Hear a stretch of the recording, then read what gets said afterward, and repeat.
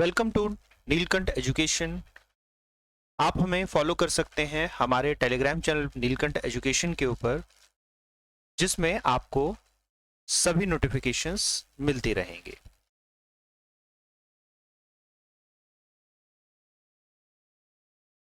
हमारे online courses को purchase करने के लिए आप गूगल प्ले स्टोर और एप्पल प्ले स्टोर से नीलकंठ एजुकेशन के ऐप को डाउनलोड कर सकते हैं।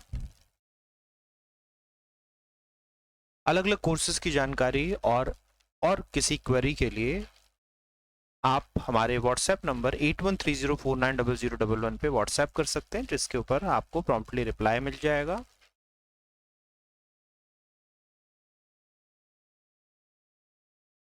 नमस्कार साथियों, निर्माणवाद के संसार में आप सभी का स्वागत है और आज मैं आपके सामने फिर से लेके प्रस्तुत हूं एपिसोड 80 5 के पंच का। शानदार क्वेश्चन और थोड़ा समय। चलिए फटाफट आज के क्वेश्चंस को देखते हैं। तो पहला क्वेश्चन जो आपके सामने है वो है the general term for speech disorder due to the brain damage. मस्तिष्क की क्षति के कारण भाषण अनियमितता के लिए क्या शब्द प्रयोग किया जाता है? अगर हम भाषण अनियमितता को देखें, स्पीच डिसऑर्डर देखें, तो स्पीच डिसऑर्डर हमारे पास है अफेजिया और अफोनिया। ये दो हमारे पास स्पीच डिसऑर्डर है। इसमें अगर हम बात कर रहे हैं पैराथीसिया की, तो पैराथीसिया हाथों में जो झुरझुरी सी होती है, जो हमें देखने को मिलता है कि सेंसेशन होगी ना, टिटलिंग सेंसेशन, झुरझुरी जिसे कहते हैं, और नमनेस आती है। हाथ जैसे बड़ी देर तक हम एक जगह रखते हैं और उसके कारण हाथ एकदम से हमें देखने को मिलता है कि फंक्शन नहीं हो रहा, तो उसे हम कहते हैं पैराथीसिया, अगर वो लगातार होता रहता है तो। ठीक है, तो prickling sensation and numbness।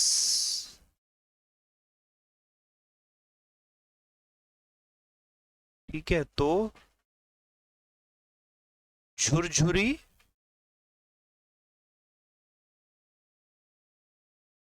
तथा शिथिलता अगर महसूस होती है तो इसे हम कहते हैं पैराथीसिया। संवेदना हमें होनी मुश्किल हो जाती है। वहीं पर अगर हम एस्टिया अबेसिया को देखें, तो एस्टिया अबेसिया हमें क्या देखने को मिलता है? तो ये हम सहारे के साथ अगर खड़े होते, बिना सहारे के खड़े नहीं हो सकते। ठीक है, तो disorder of not standing upright without help, बिना सहायता के सीधे खड़े ना हो पाना, इसे हम कहते हैं एस्टिया अबेसिया। अब यहां पर हमारे पास स्पीच डिसऑर्डर के दो हैं ऑप्शन, लेकिन जब हम बात करते हैं किसकी, जब हम बात करते हैं एफोनिया की, तो एफोनिया क्या है? ये जब हमारा वोकल कॉर्ड है उसके अंदर अगर हमारा डैमेज होता है due to damage of vocal cord, जो हमारा गले में ध्वनि यंत्र है,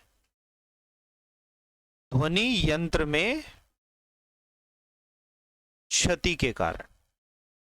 तो जब ध्वनि यंत्र में क्षति हो तो उसे हम कहते हैं एफोनिया, लेकिन जब मस्तिष्क में क्षति और उसके कारण हम नहीं कर पाते हैं तो उसे कहते हैं अफेजिया। तो उत्तर यहां पहला रहेगा। चलिए अगले प्रश्न की ओर चलते हैं। नेक्स्ट क्वेश्चन है 3 domains of Bloom taxonomy are. Bloom की वर्गीकी के 3 ज्ञान क्षेत्र कौन से हैं? तो ये हमें लड्डू क्वेश्चन है, साफ साफ पता है। पहला कॉग्निटिव, दूसरा अफेक्टिव और तीसरा साइकोमोटर। पहला संज्ञानात्मक, दूसरा भावात्मक, तीसरा मनोवाहक या मनोगामक। तो उत्तर यहां सीधा सीधा दूसरा हो गया। ब्लूम ने कौन कौन सी टेक्सोनॉमी नहीं दी? ब्लूम ने सोशल के नाम से कोई टेक्सोनॉमी दी, सामाजिक नाम से कोई टेक्सोनॉमी नहीं दी, इवेल्युएशन मूल्यांकन नाम से कोई टेक्सोनॉमी नहीं दी, और तीसरे में पेडागोजी के नाम से कोई नहीं दी उन्होंने टेक्सोनॉमी। तो उत्तर यहां दूसरा रहेगा। अगले प्रश्न की ओर चलते हैं। According to O'Keefe and Nadal, the role of hippocampus is to provide the animal with. O'Keefe और नडेल के अनुसार हिपोकैम्पस पशु को निम्न भूमिका प्रदान करता है। तो हिपोकैम्पस का जो रोल बताया है ओकीफे और नडाल ने, वो बताया है कॉग्निटिव मैपिंग, संज्ञानात्मक मानचित्रण। तो हमारे मस्तिष्क में जो चीजें भंडारित होती हैं दीर्घकालिक स्मृति में, वो हिपोकैम्पस में जाके होती हैं। तो हिपोकैम्पस क्या करता है, उसकी कॉग्निटिव मैपिंग कर देता है, जिससे कि हम उसको आसानी से फिर रिकॉल कर सकते हैं दीर्घकालिक स्मृति में, हम उसको आसानी से प्रत्यास्मरण कर सकते हैं। तो यहाँ पे उत्तर हमें क्या देखने को मिला? चौथा। चलिए अगले प्रश्न की ओर चलते हैं।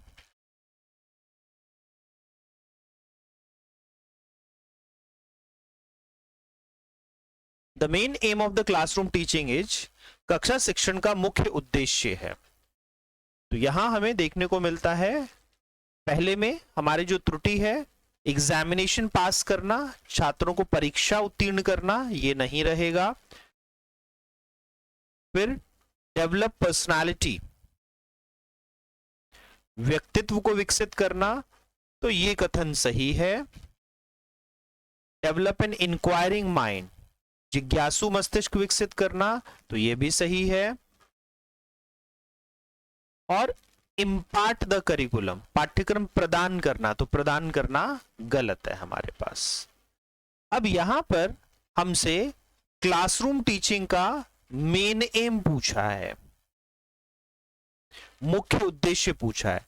तो व्यक्तित्व का विकास भी एक उद्देश्य है और जिज्ञासु मस्तिष्क भी। इन दोनों में से अगर हम मुख्य समझें, तो अब जो हमारा करिकुलम है वो एनसीएफ 2005 हमें कंस्ट्रक्टिविज्म के ऊपर बात करता है, वो निर्माणवाद के ऊपर बात करता है। और क्योंकि वो निर्माणवाद की बात करता है, तो हमें व्यक्तित्व विकास और जिज्ञासु मस्तिष्क में से उत्तर जिज्ञासु मस्तिष्क बन जाएगा, क्योंकि ये हमें निर्माणवाद के तरफ लेके जा रहा है। चलिए अगले प्रश्न को देखते हैं।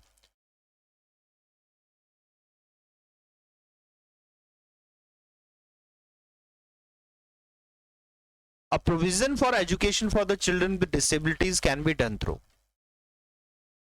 दिव्यांग बच्चों की शिक्षा के लिए प्रावधान निम्न के माध्यम से हो सकता है। तो यहां पे सीधे सीधे हमें समावेशित शिक्षा, जो कि राइट टू एजुकेशन एक्ट 2009 के अनुसार है, शिक्षा का अधिकार अधिनियम 2009 के अनुसार सभी बच्चे, सभी प्रकार के बच्चे एक ही साथ एक ही कक्षा में पढ़ेंगे। अब यहां पर एस्टैब्लिशिंग स्पेशल स्कूल्स, विशिष्ट स्कूलों की स्थापना, इसको एनसीएफ 2005 और राइट टू एजुकेशन एक्ट मना करता है। प्रोग्रेसिव एजुकेशन, ये ठीक है, लेकिन प्रोग्रेसिव एजुकेशन का आधार क्या है? तो दूसरा ऑप्शन भी चौथे ऑप्शन में, प्रोग्रेसिव एजुकेशन में हम समावेशन करने की बात कर रहे हैं। और फिर है हमारे पास इंटीग्रल एजुकेशन, समाकलित शिक्षा, तो ये भी हमें किस में निहित दिखती है? तो ये भी हमें निहित दिखती है चौथे ऑप्शन में। तो समावेशन में हमें ये दोनों ही चीजें देखने को मिलती हैं, समाकलित शिक्षा और प्रगतिशील शिक्षा। In inclusive education we can see both integral education as well as the progressive education. तो उत्तर यहां चौथा रहेगा।